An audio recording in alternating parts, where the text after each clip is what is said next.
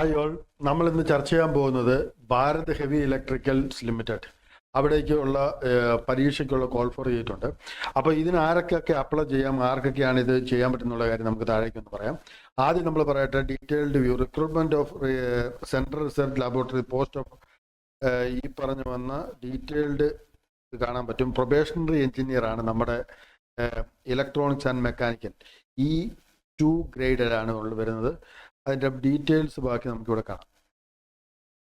ഇതാണ് നമ്മുടെ ഡീറ്റെയിൽസ് വരുന്നത്. അവിടെ ആദ്യം ശ്രദ്ധിച്ചാൽ മനസ്സിലാവും. പ്രൊബേഷണറി എഞ്ചിനീയർ ഇലക്ട്രോണിക്സ് വന്നിട്ടുണ്ട്, പ്രൊബേഷണറി എഞ്ചിനീയർ മെക്കാനിക്കൽ വന്നിട്ടുണ്ട്. ഇലക്ട്രോണിക്സിൽ 200 സീറ്റും മെക്കാനിക്കലിൽ 150 സീറ്റാണുള്ളത്. അറൗണ്ട് 14,000 to 1,14,000 വരെ വരുന്നുണ്ട്. CTC 13 ലാഖാണ്. അപ്പോൾ നമ്മുടെ ഈ പറഞ്ഞു വന്ന ഇതിൽ വേണ്ട ക്വാളിഫിക്കേഷൻ പറയുകയാണെങ്കിൽ BE/BTech engineering graduation electronics and communication ആണ്, അല്ലെങ്കിൽ മെക്കാനിക്കൽ എഞ്ചിനീയറിംഗ്. അപ്പോൾ ഇതിൻ്റെ അത് ഈ പറയുന്ന ജനറലിന് വേണ്ടി 141 സീറ്റുണ്ട്, EWSന് 35, OBCക്ക് 94, SC/STക്ക് 52, 26, അങ്ങനെ 350 സീറ്റാണ് ടോട്ടലി ഉള്ളത്. ഈ പറഞ്ഞു വന്ന first class in BTech and BE ആണ് പറയുന്നത്. അവിടെ നമുക്ക് ഏജ് ക്രൈറ്റീരിയ 25 ഇയേഴ്സ് ആണ് പറയുന്നത്. അതേപോലെ തന്നെ നമ്മൾ പറയുകയാണെങ്കിൽ ഗെറ്റ് റിസർവേഷൻ്റെ കാര്യങ്ങളൊക്കെയാണ് ഇവിടെ പറയുന്നത്.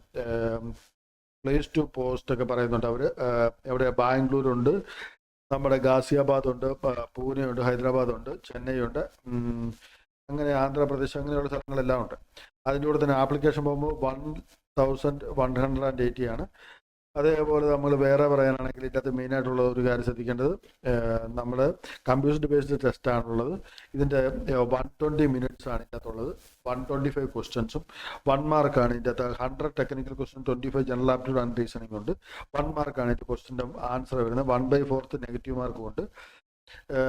ഈ പറഞ്ഞു വന്ന് അപ്ലൈ ചെയ്യേണ്ടത് ബെല്ലിൻ്റെ ഒഫീഷ്യൽ വെബ്സൈറ്റിൽ നിന്ന് തന്നെയാണ് അപ്ലൈ ചെയ്യേണ്ടത്. ഇതൊക്കെയാണ് മെയിനായിട്ടുള്ളത്. ഷോർട്ട് ലിസ്റ്റിംഗ് പ്രൊസീജിയറും അതിനുശേഷം അവർക്ക് എന്തുണ്ടാവും, നമ്മുടെ ഇൻ്റർവ്യൂ ബേസ്ഡ് ഉണ്ടാവും. ബാക്കിയുള്ള ഡീറ്റെയിൽസ് നിങ്ങൾ നേരിട്ട് വന്ന് ഇവിടെ അത് വന്ന് കാണാൻ പറ്റും. ഏതൊക്കെയുണ്ട്, എവിടെ എങ്ങനെയാണ് അപ്ലൈ ചെയ്യേണ്ടത്, അതിൻ്റെ ഡീറ്റെയിൽസും കാര്യങ്ങളെല്ലാം ഇവിടെ തന്നെ ഉണ്ട്. പിന്നെ ഈ പറഞ്ഞ എക്സാം സെൻറ്റേഴ്സ് എവിടെയൊക്കെ ഉണ്ടെന്നുള്ളതിൻ്റെ ഡീറ്റെയിൽസും ഉണ്ട്. ഇങ്ങനെയുള്ള എല്ലാ കാര്യങ്ങളും അവിടെ നോക്കാം. അങ്ങനെ നോക്കി നിങ്ങൾക്ക് ഈ പറഞ്ഞു വന്ന് ബാക്കി പൂരിപ്പിക്കാൻ പറ്റും.